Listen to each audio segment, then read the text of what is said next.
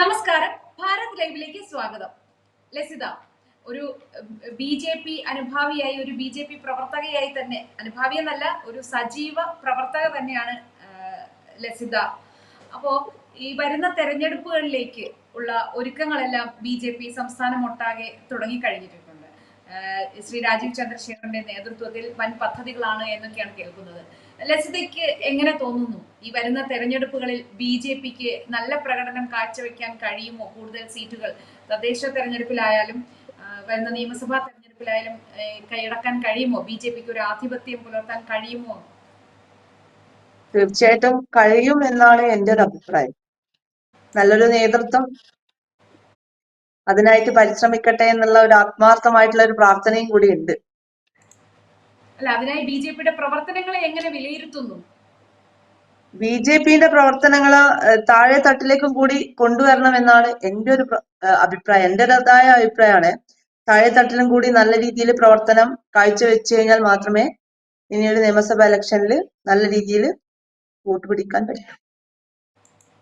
അല്ല, പുതിയ ഭാരവാഹികളെല്ലാം തെരഞ്ഞെടുത്തു കഴിഞ്ഞല്ലോ. അപ്പൊ ഈ ഭാരവാഹികളുടെ പ്രവർത്തനങ്ങളൊക്കെ എങ്ങനെയായിരിക്കും? അതൊക്കെ അതിനെ കുറിച്ചൊക്കെ ലസിതയ്ക്ക് ഒരു പ്രതീക്ഷയുണ്ടോ?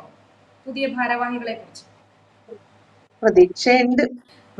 പിന്നെ മറ്റൊരു കാര്യം, ഈ എല്ലാ പാർട്ടികൾക്ക് അതീതമായി എല്ലാ രാഷ്ട്രീയ പാർട്ടിയിലും ഒരു സീറ്റ് കിട്ടാത്തതിന്റെ പേരിലും അല്ലെങ്കിൽ എന്തെങ്കിലും ചെറിയ പടലപ്പിണക്കങ്ങളുടെ പേരിലൊക്കെ ചിലർ പാർട്ടി വിട്ട്, അതായത് തലേ ദിവസം വരെ വിശ്വസിച്ചിരുന്ന ആ ആദർശങ്ങളെയും കൂടെ ഉണ്ടായിരുന്ന സഹപ്രവർത്തകരെയും എല്ലാം ശരിക്കും പറഞ്ഞാൽ അത് വഞ്ചിച്ചിട്ടെന്ന് തന്നെ പറയാം. അടുത്ത ദിവസം പറയുന്നു മറ്റൊരു, അതായത് കഴിഞ്ഞ ദിവസം വരെ തെറി പറഞ്ഞുകൊണ്ടിരുന്നത്, വിമർശിച്ചുകൊണ്ടിരുന്നവരുടെ ആ ചേരിയിലേക്ക് ചേക്കേറുന്നത്. ഈ ഒരു പ്രവണതയെ കുറിച്ച്, അതിപ്പോ ബി.ജെ.പിയിലെന്നല്ല, എല്ലായിടത്തും ഈ കഴിഞ്ഞ തെരഞ്ഞെടുപ്പുകളിലൊക്കെ നമ്മൾ കണ്ടതാണ്. എല്ലാ പാർട്ടിയിലും അങ്ങനത്തെ ഉണ്ടാവുന്നുണ്ട്. ആ ഒരു പ്രവണതയെ ലസിത എങ്ങനെ കാണുന്നു? എനിക്ക് അതിനോട് തീരെ യോജിപ്പില്ലാത്ത ഒരാളാണ് ഞാൻ. അതായത് ഈ 2010 മുതലാണ് ഞാൻ ഈ ഫീൽഡിലേക്ക് കടന്നു വരുന്നത്. അതായത് സോഷ്യൽ മീഡിയ വഴി. അതിലൂടെ ഞാൻ ഇലക്ഷനിൽ മത്സരിച്ചു, ജില്ലാ പഞ്ചായത്തിൽ മത്സരിച്ചു, വാർഡില്, താലൂക്കിൽ മത്സരിച്ചിട്ടുണ്ടായിരുന്നു. നല്ല രീതിയിൽ നല്ല വോട്ട് കിട്ടിയിട്ടുണ്ടായിരുന്നു. അതിന് ശേഷം ഒരുപാട് ആൾക്കാർ ചോദിക്കുന്ന ഒരു ചോദ്യമുണ്ട്. കുറച്ച് കാലത്തേക്ക് ഞാനൊന്ന് ബി.ജെ.പി കുറച്ച് പുറകിലോട്ടായി. ആ ഒരു വർക്കിൽ നിന്ന് കുറച്ച് പുറകിലോട്ടായി.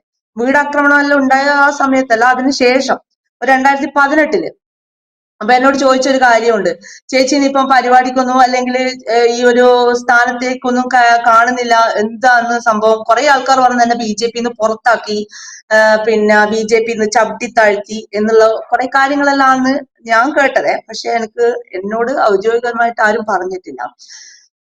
അന്നും ഞാൻ ഈ ഇതിനോട് എതിർപ്പ് തന്നെയാണ്. കാരണം നമ്മൾ വിശ്വസിച്ചിട്ട് നമ്മൾ ഒരു നേതാക്കന്മാരെ കണ്ടിട്ടല്ല ഒരു രാഷ്ട്രീയത്തിലേക്ക് വരുന്നത്.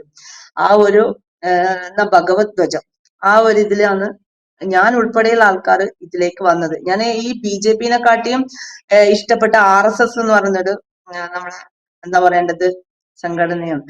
അതിന് ആദ്യമായിട്ട് നമ്മൾ കയറുന്ന സമയത്ത് നമുക്ക് കുറെ ഉപദേശങ്ങൾ തരാൻ ഒരുപാട് ആൾക്കാരുണ്ടായിരുന്നു അന്നത്തെ ആ സമയത്ത്. അതായത് നിങ്ങൾക്ക് ഒരു ചുമതലയോ കാര്യങ്ങളോ ഒന്നും തന്നെ ഇതിൻ്റെ അകത്ത് ഉണ്ടാവില്ല. നിങ്ങൾ വർക്ക് ചെയ്യുക, ആ നാട്ടിന് വേണ്ടിയിട്ട് നിങ്ങൾ വർക്ക് ചെയ്യുക, നിങ്ങൾക്ക് ആത്മസംതൃപ്തി എന്തിനാണോ നിങ്ങൾക്ക് നേടുന്നത് അത് മുന്നോട്ട് കൊണ്ടുപോവുക. അല്ലാതെ ഒരു ചുമതലക്ക് വേണ്ടിയിട്ടായിരിക്കരുത് പ്രവർത്തനം. ഒരു ചുമതലയും നിങ്ങൾക്ക് തരില്ല. അങ്ങനെയാണ് നമ്മളോട് ആദ്യമൊക്കെ പറഞ്ഞിട്ടുണ്ടായിരുന്നത്. പിന്നെ അതിനുശേഷമാണ് ഞാൻ പാർട്ടിയിലേക്ക് വന്നത്.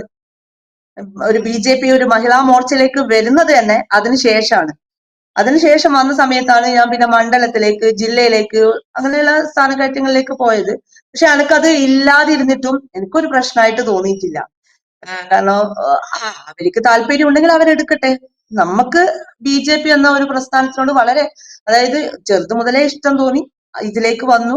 പെട്ടെന്ന് എന്നാ ഒരു അക്കരെ പച്ച തോന്നുമ്പോ അതിലേക്ക് കടക്കുന്നതിനോടൊന്നും താല്പര്യമില്ല. ഒന്നാമത് സീറ്റോ അല്ലെങ്കിൽ എന്തെങ്കിലും കണ്ട് മോഹിച്ച് വരുന്ന ആൾക്കാരായിരിക്കും പെട്ടെന്ന് മറികണ്ടെത്തുള്ള. അതിനോട് താല്പര്യമില്ല എന്നാണ് എൻ്റെ ഒരു അഭിപ്രായം. അങ്ങനെയല്ല, ഇപ്പോ ഇതിൽ പ്രവർത്തിക്കുന്നവർക്കെല്ലാം സംഘടനയെ ശക്തിപ്പെടുത്തണം, അപ്പൊ അതിനുവേണ്ടി സ്വയം തനിക്ക് എന്തെങ്കിലും ചെയ്യാൻ കഴിയുമെന്നുള്ള ഒരു പ്രതീക്ഷയും കൂടെ ഉണ്ടാവുമല്ലോ. അപ്പോ ഈ സേഫ് അല്ലാത്ത കൈകളിലേക്ക് ഈ സ്ഥാനങ്ങൾ പോവുക എന്ന് കേൾക്കുമ്പോൾ, ഇപ്പൊ മിക്കവാറും സ്ഥാനം കിട്ടാത്തത് കൊണ്ടാണല്ലോ പലരും ആ പരാതിയുമായി പോകുന്നത്.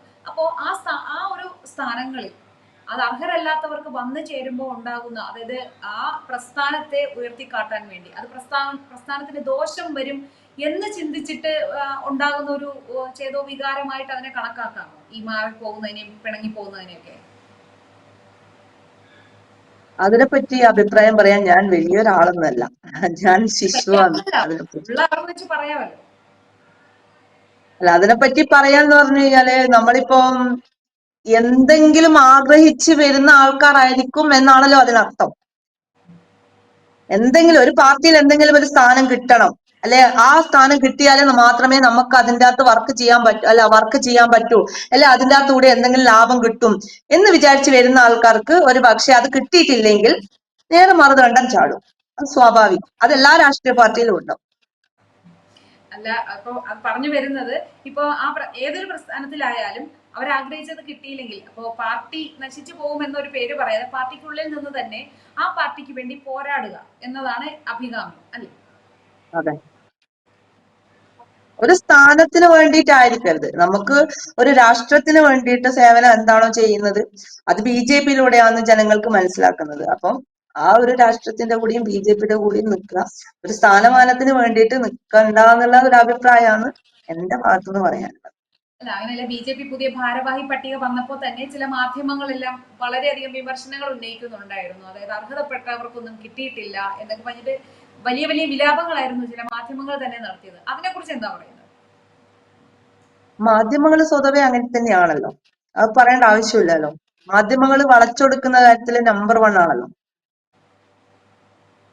അപ്പം ഒന്ന് പറയുന്നതിൽ തന്നെ 10 ആക്കി 100 ആക്കി ഇരട്ടിയാക്കി പറയുന്നത് കൂട്ടങ്ങളിലാണ് മാധ്യമങ്ങൾ. ഞാൻ എല്ലാ മാധ്യമങ്ങളെയും അല്ല പറയുന്നത്, ചില മാധ്യമങ്ങൾ. ഇപ്പൊ നിലവിൽ ഇപ്പൊ ലസിത ഏതെങ്കിലും ഒരു സ്ഥാനത്ത് ഉണ്ടോ, എന്തെങ്കിലും ഒരു ഞാന് ഭാരവാഹിയാണോ? അല്ലല്ല, ഞാന് കഴിഞ്ഞ വർഷം കൾച്ചറൽ സെല്ലിന്റെ കൺവീനർ ആയിരുന്നു, പാർട്ടിയുടെ കൾച്ചറൽ സെല്ലിന്റെ കൺവീനർ ആയിരുന്നു. അതിനു മുന്നേ ഞാൻ ചുമതലയൊന്നും ഏറ്റെടുത്തില്ല. 2018 മുതൽ ഞാൻ ചുമതലയൊന്നും ഏറ്റെടുത്തിട്ടില്ല. ദുർഗാവാഹിനിയുടെ വിശ്വന്ത് പരിഷത്തിന്റെ ചുമതല ഉണ്ടായിരുന്നു. പിന്നെ അതിനുശേഷമാണ് കഴിഞ്ഞ വർഷം ഈ കൾച്ചറൽ സെല്ലിന്റെ കൺവീനറായിട്ട് വന്നത്.